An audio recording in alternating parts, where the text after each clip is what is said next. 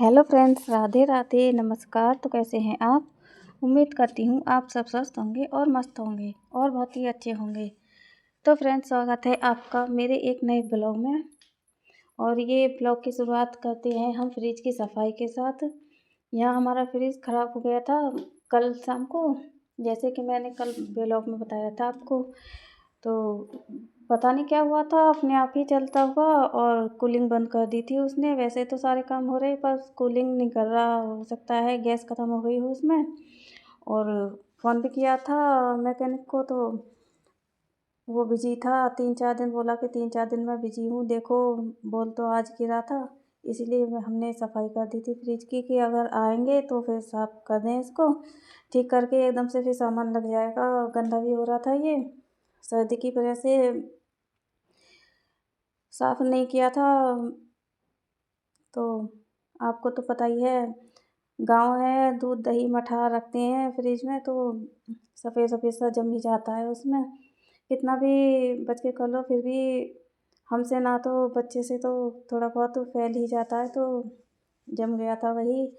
और प्योर दूध हो, दही हो, तो फिर वो ज़्यादा ही कुछ जम जाता है। जिसमें पानी वानी डला हो तो वो इतनी अच्छी तरह से नहीं जम पाता। मतलब जमता तो है पर सफ़ेद सा तो हो जाता है, पर ये चिकनाई ज़्यादा ही हो जाती है कुछ। तो उसी को मैं रगड़ रगड़ के साफ़ कर रही थी। और टोकरी में सब्ज़ी भी इतनी ज़्यादा नहीं रखी जाती फ़िलहाल। सर्दियों में तो कम ही रखी जाती हैं, गर्मियों में रखते हैं सारी चीज़ें। और सर्दियों में तो सिर्फ दूध और दही मठा ही रखती हूँ मैं। और दही भी तभी रखती हूँ जब मुझे 3-4 दिन के लिए रखना हो, वरना मैं साथ के साथ जमाती हूँ और साथ के साथ ही चला लेती हूँ।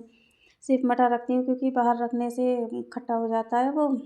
और इतना हम खाते भी नहीं हैं कि ज़्यादा खा लेते हैं तो फिर ख़त्म हो जाता है साथ के साथ। थोड़ा बहुत उठा के रखना पड़ता है, कभी ज़रूरत पड़ जाए तो उसे फ्रिज में ही रख देते हैं हम। और अंदर ये सारा सामान की सफाई करने के बाद बाहर आ गई थी मैं, तो इसका फ्रिज में पीछे लगा रहता है पानी वाला, तो उसे साफ़ कर दिया था, कर रही थी। और जो स्टैंड जिस पे ये फ्रिज रखा था उसे भी साफ़ कर रही थी। धूल मिट्टी तो जम ही रही थी, रोड के किनारे का है तो धूल मिट्टी तो सारे में जम ही जाती है। तो उसी को अच्छी तरह से साफ़ कर रही थी, स्टैंड को और इसको। और ये तो सारा ही ख़राब कर दिया चूहों ने। चूहिया रहती हैं, खेत है पीछे तो चूहे और चूहिया तो आ ही जाती हैं। तो फिर ये सारा ही कुतर दिया, उसकी मोटर पे भी पानी चला गया था। तो देखो अब क्या बताए आके मिस्त्री, क्या कमी आई है क्या नहीं कमी आई। तो मोटर में इससे पानी चला गया था, हो सकता है कुछ और फॉल्ट हो गया। तो इतना दिमाग ख़राब हुआ इसे देख के कि सारा कुतर रखा था। अब देखते हैं, या तो नया लाएंगे वरना कुछ देखेंगे इसका। तो जो भी एक्स्ट्रा पानी होता है इसी में जाता है सारा। पर इसमें बिल्कुल बीच में से ही कुतर दिया था, जो बीच में पानी जाएगा तो फिर सीधे मोटर पे जा रहा था, वहाँ सारा पानी जम रहा था। और हमने इतना ध्यान नहीं किया कि क्या हो रहा है इसके पीछे, क्योंकि दीवार की साइड में लग रहा था ये। और ऐसी कोई उम्मीद थी नहीं, क्योंकि ये कई बार साफ़ हो चुका है तो करा नहीं है कभी। और अभी देखने को मिला था ये, तो बहुत ही ज़्यादा दिमाग का बस बैंड ही बज गया था।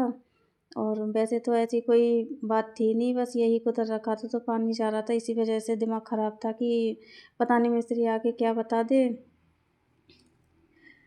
वो साफ़ करने के बाद यहाँ फ्रिज भी साफ़ कर दिया था मैंने। अब इसे मैं साफ़ कपड़े से पोंछ रही थी।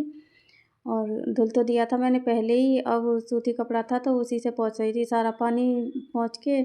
और तब एक साइड में रख दूँगी, आएँगे तो फिर ठीक हो जाएगा। ये कूलिंग कर नहीं रहा तो फिर किचन में लगाने से फ़ायदा ही क्या है। ठीक होगा तो फिर बाहर निकालना पड़ेगा, तो इसे बाहर ही रख देंगे।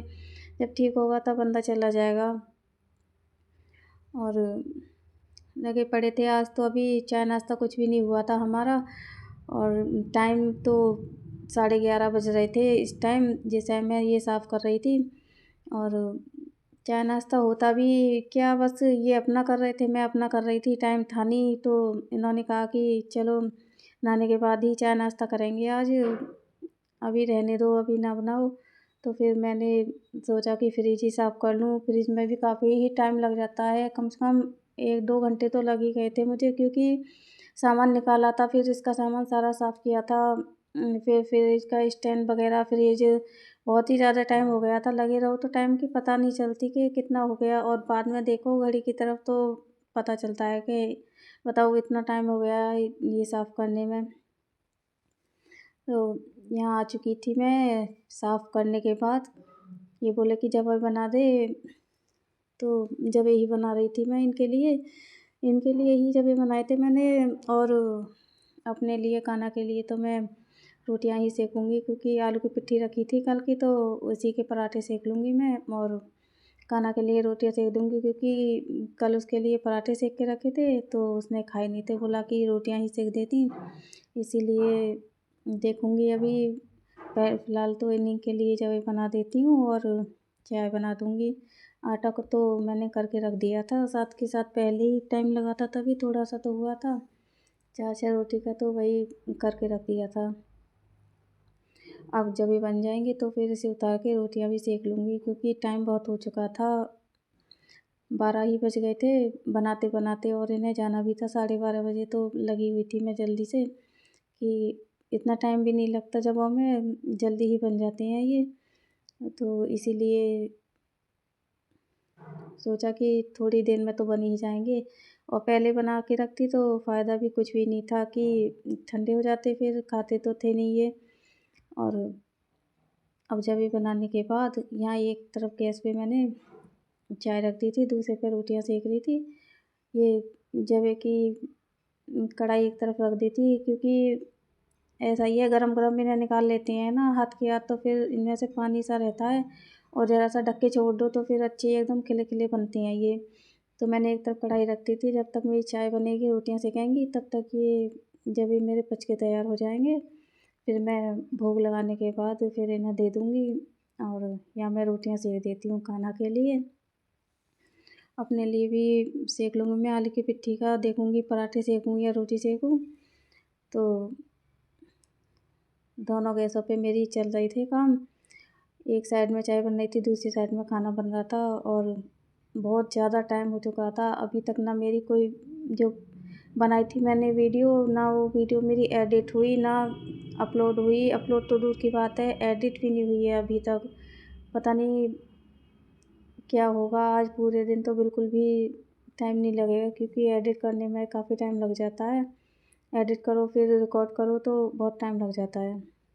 तो फ्रेंड, ये शाम की खाने का ब्लॉग है।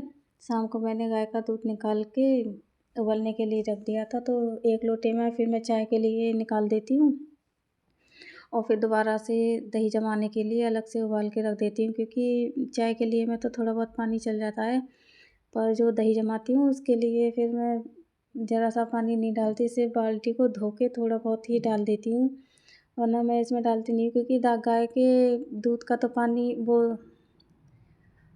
है ही, और फिर पानी डाल दो इसमें, पतला तो वो रहता ही है गाय का दूध, तो पानी डालने से और भी बेकार हो जाता है। तो चाय के में भी मैं थोड़ा ही डालती हूँ, ज़्यादा नहीं डालती, और दही के में तो डालती ही नहीं हूँ, बस सिर्फ बाल्टी धो के वो कह देते हैं कि थोड़ा सा ही डालती हूँ मैं, ज़्यादा नहीं है, देखा होगा आपने।